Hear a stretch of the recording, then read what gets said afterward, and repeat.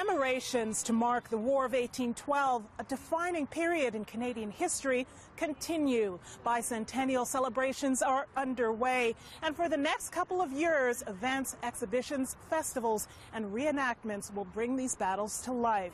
We take a look now at some of the key players and moments of the war that changed the course of North American history. Yes, it's wonderful for us to remember the significance of the First Nations participation in the War of 1812. But I say to all the non-Aboriginal people in the room, we have not kept faith with the commitments that were made once that war was concluded. The contributions and impact of First Nations during the War of 1812 on the minds of many in this crowd in southwestern Ontario. Former interim Liberal leader and MP Bob Rae, who recently left federal politics, addresses members of the Mississaugas of the New Credit First Nation, as well as members of the Ontario Historical Society. It was really the alliance between the British Crown and the First Nations that gave us the upper hand in I say us Canadians, the ability to withstand the American attack. So I don't think enough Canadians understand that. Rae was among the dignitaries on hand for the launch of a new community centre, which includes a display on the War of 1812. The display is really important to us because now it gives us recognition. In our community now, we're no longer a footnote in the history books when it comes to the Battle of York or the War of 1812. Brian Laforme, chief of the Mississaugas of the New Credit First Nation, is proud their contributions during the war are finally being recognized. Our participation was significant. It played a major role in making Canada what it is today. At Fort York National Historic Site, where Toronto was established in 1793, thousands of spectators recently gathered to witness the reenactment regiments of the Crown Forces and U.S. Forces of North America bring a critical battle in our history back to life, the Battle of York.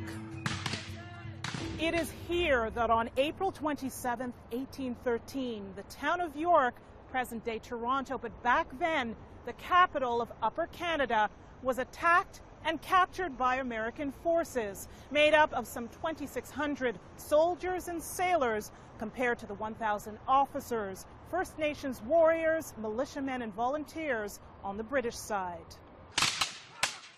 When the Battle of York started, it was early in the morning, and the Mississaugas were there.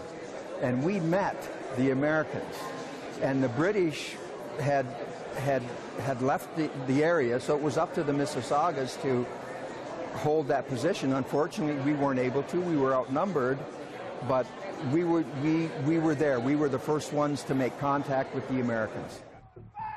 A year earlier, following years of escalating tensions, on June 18, 1812, the Americans declared war on the British Empire, which at the time included Upper and Lower Canada, modern-day southern Ontario, and the southern portion of Quebec. The goal was to conquer these British North American colonies, thus expanding U.S. borders. Most historians acknowledge that there was no one thing that led to the war, but several issues that prompted it. It was an outgrowth of the war going on in Europe at the same time between Great Britain and France. Because of that war, Britain blockaded France and its allies, which hurt American international commerce. The Americans objected to that. They wanted trade opened up. There are several reasons why they wanted to conquer Canada.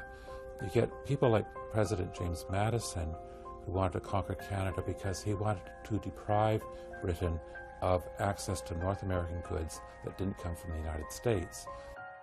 Those are just some of many reasons, according to historian and author Dr. Carl Benn. Ben has written extensively on the War of 1812. The other thing, there were people who wanted to grab Canada simply for expansionary and economic reasons. And there's also an ideological view that the American Revolution was incomplete as long as Canada remained in British hands. Madison's own hold on power was threatened, and he felt that war would help secure his hold on power, both him in the White House and his party, the Republican Party, in power. At the time, the Americans had every reason to feel confident. British North America only had 500,000 people, while the U.S. had 7.5 million, and a much greater pool of militiamen to call on.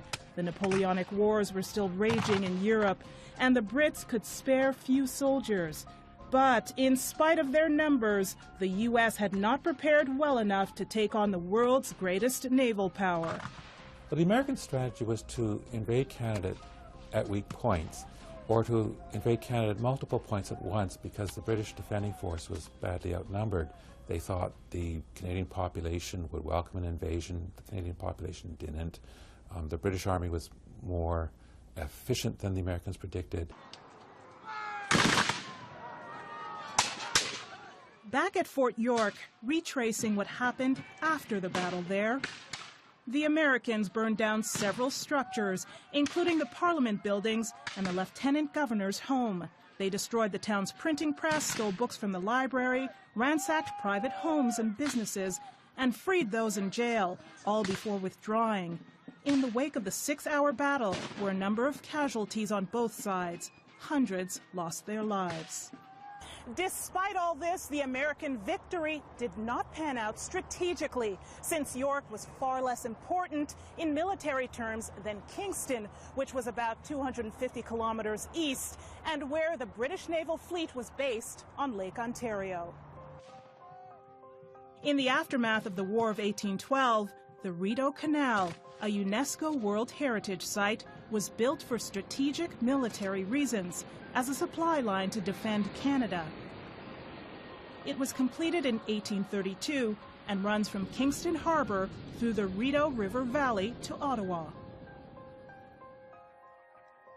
About 70 kilometers west of Fort York, on June 5, 1813, at Battlefield Park, another National Historic Site, is where one of the most epic battles of the war was fought, the Battle of Stony Creek.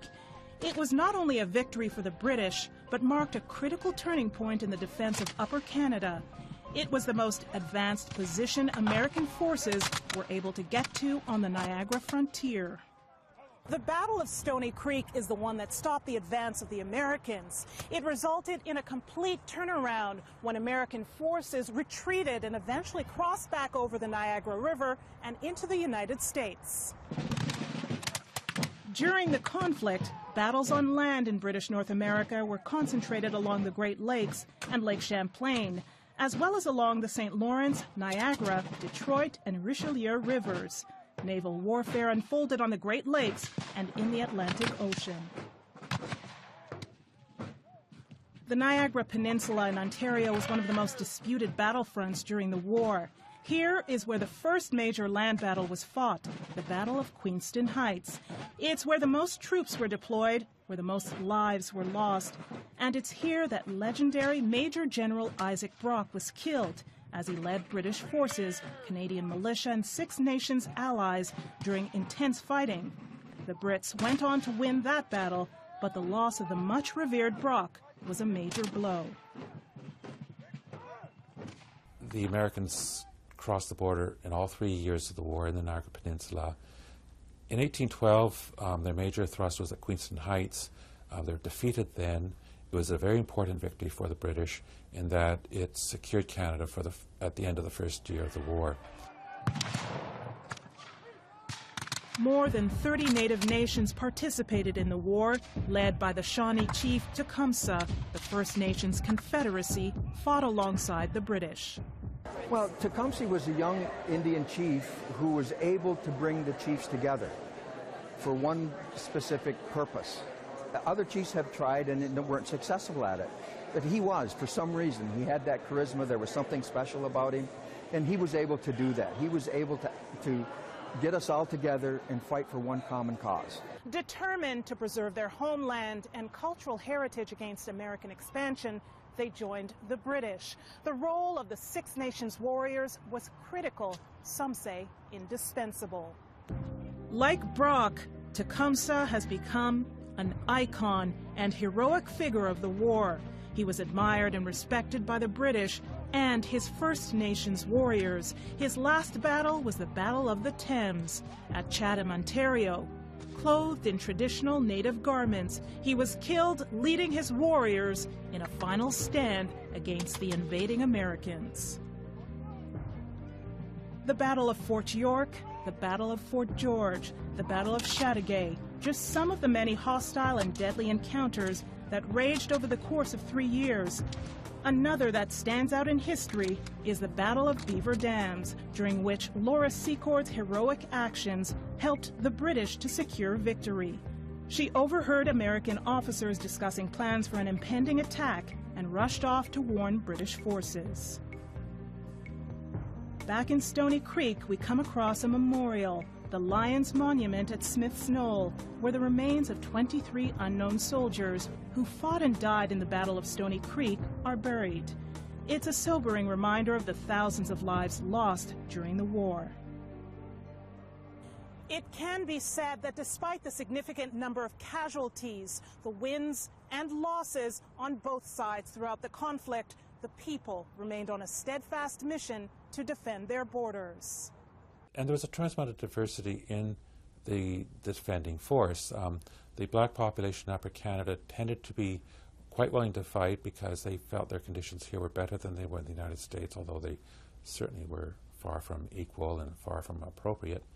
The First Nations population here felt that the United States represented a graver threat to their future than the status quo did, so they tended to be willing to fight in defense of British North America to protect their lands. French Canadians turned out in more strength than people had expected for various reasons. One reason is that within the British Empire, Roman Catholic and French language rights were guaranteed, whereas they felt that the Americans represented a threat to those rights, which were fundamental to the viability in the future of French Canada.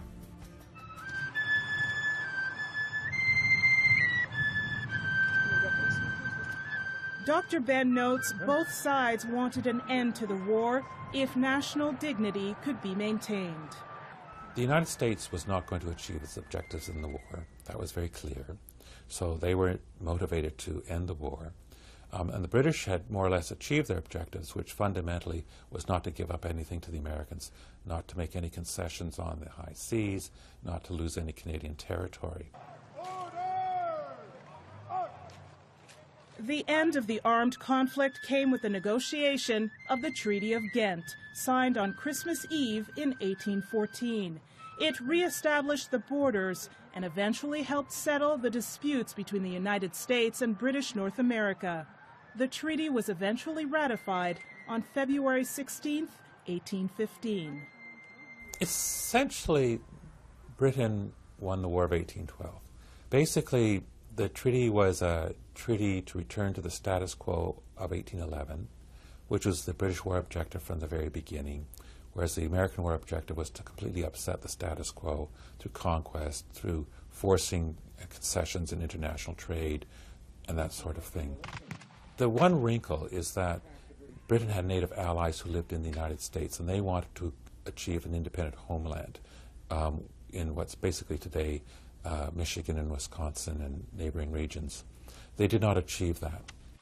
Prior to the War of 1812, part of the promises made by the British were, if you come and be our allies, we will give you this, that, and other things. Well, that didn't happen. In our idea of land claims, and you can go back in history, it wasn't about giving away. It was about sharing. It was about sharing our resources, sharing the land, and sharing what we had. And that was our concept of those treaties. And unfortunately, it wasn't looked upon the same way by governments.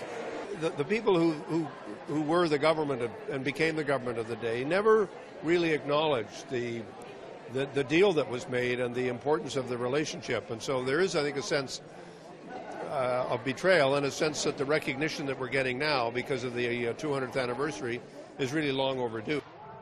Despite the First Nations playing an indispensable role in the defense of Canada, they were left out of the 1814 peace talks. Some historians have remarked that their presence in the war is often forgotten, and that without the alliance with the First Nations during the war, the defense of Canada would probably not have been successful.